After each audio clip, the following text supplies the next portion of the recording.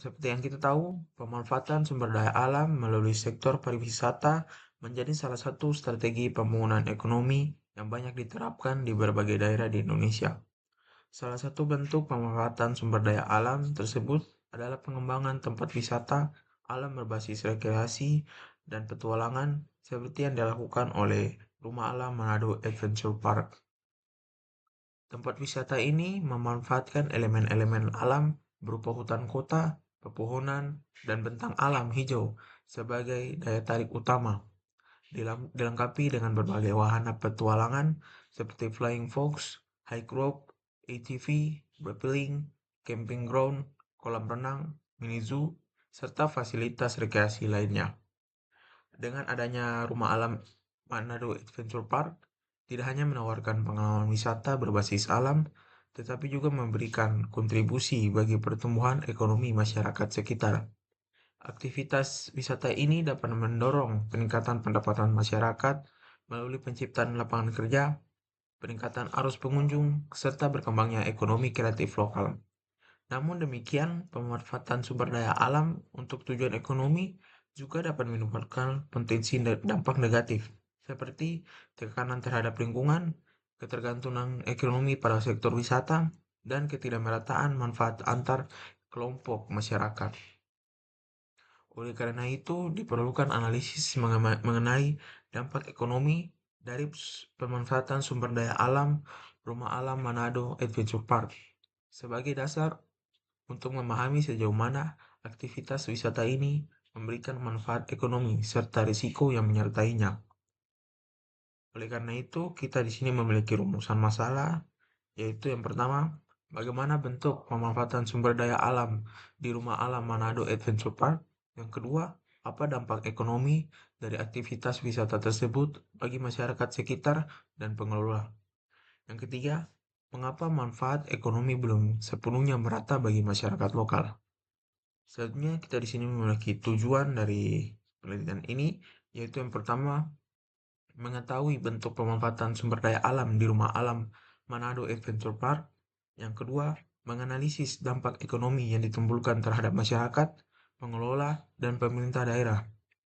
Yang ketiga, memberikan rekomendasi agar manfaat ekonomi lebih inklusif bagi masyarakat sekitar.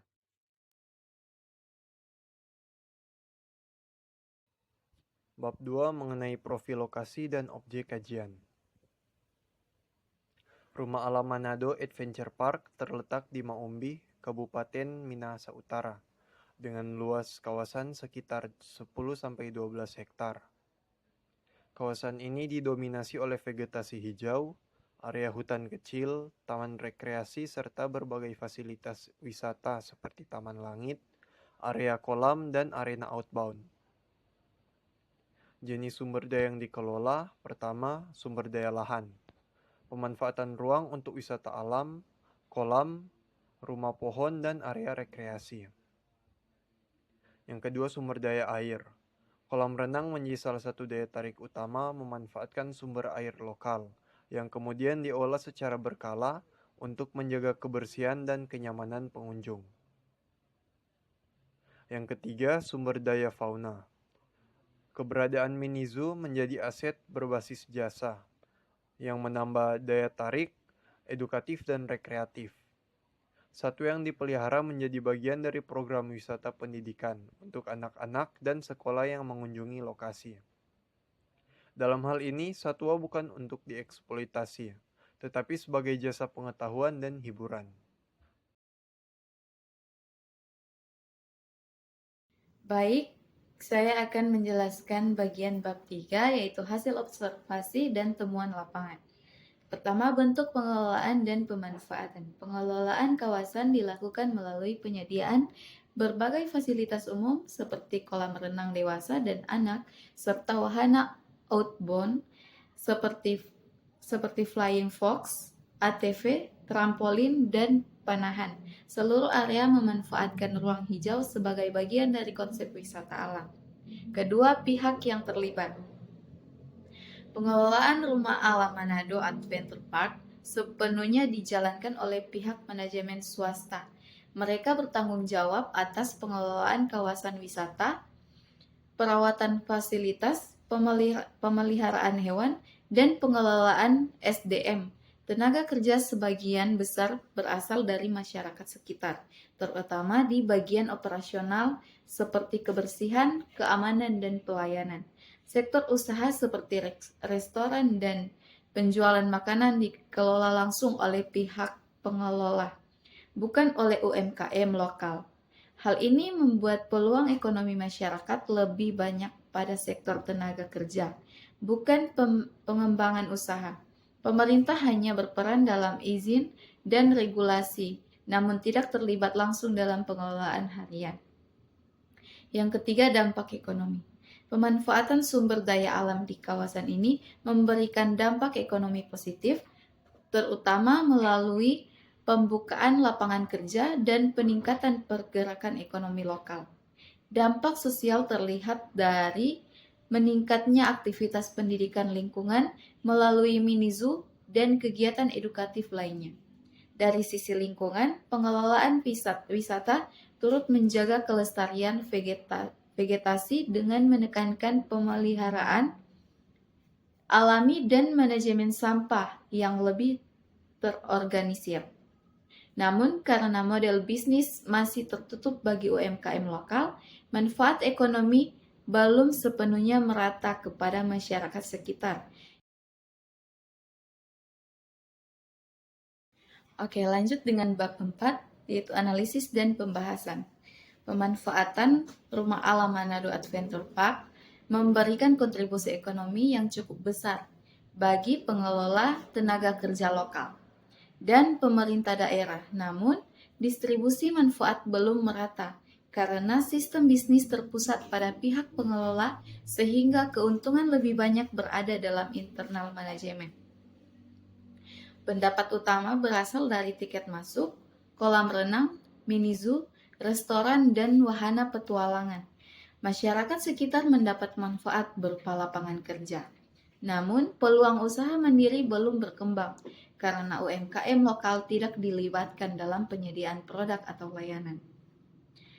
Pemerintah daerah mendapat manfaat tidak langsung dari peningkatan kunjungan wisata, seperti peningkatan pendapatan pajak dan aktivitas perdagangan lokal.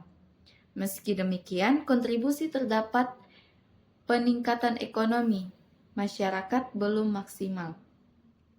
Secara keseluruhan, pemanfaatan sumber daya alam dalam objek wisata ini termasuk dalam pengembangan ekonomi berbasis jasa lingkungan yang berkelanjutan, tetapi belum inklusif.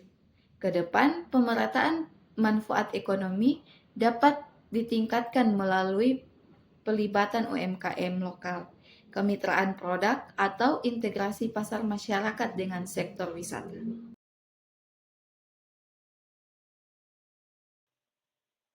Pada bagian kesimpulan ini, dapat disimpulkan bahwa pemanfaatan sumber daya alam di Rumah Alam Manado Adventure Park menunjukkan bahwa alam sebenarnya bisa menjadi sumber ekonomi tanpa harus dieksploitasi secara berlebihan.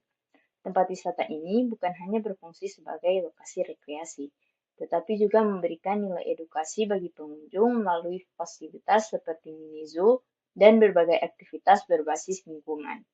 Hal ini membuktikan bahwa konsep wisata alam yang berkelanjutan dapat berjalan dengan baik dan tetap memberikan keuntungan secara ekonomi. Namun demikian, meskipun memberikan dampak ekonomi yang cukup besar, manfaat tersebut belum dirasakan secara merata oleh masyarakat sekitar. Hingga saat ini, peran masyarakat lokal masih sebagai pekerja, belum terlibat sebagai mitra usaha yang punya ruang untuk berkembang. Dengan kata lain, potensi ekonomi berbasis wisata alam masih dapat diperluas lebih jauh lagi, terutama jika masyarakat diberi kesempatan untuk terlibat lebih komprehensif dalam pengelolaan dan pengembangan kawasan wisata ini. Selanjutnya adalah saran. Berdasarkan hasil penelitian, ada beberapa rekomendasi yang dapat diberikan. Yang pertama, pengelolaan wisata akan menjadi jauh lebih kuat apabila dilakukan secara inklusif, yaitu melibatkan masyarakat setempat sebagai bagian dari proses pengembangan. Pengelola dapat memperkuat kontribusi sosial dengan menyediakan ruang bagi UMKM lokal untuk membuka usaha. Misalnya penjualan makanan tradisional, minuman lokal, atau produk cenderamata berbasis kearifan lokal. Langkah sederhana seperti ini menyediakan area khusus untuk gerai lokal dapat memberikan dampak yang sangat besar bagi peningkatan ekonomi masyarakat. Dan yang kedua, peran pemerintah juga sangat penting. Pemerintah diharapkan tidak hanya hadir dalam proses perizinan, tetapi juga aktif dalam mendorong pemberdayaan masyarakat. Hal ini dapat dilakukan melalui pelatihan, sertifikasi kerja di bidang pariwisata, dan pendampingan bagi pelaku UMKM agar dapat meningkatkan kualitas produk dan layanan mereka.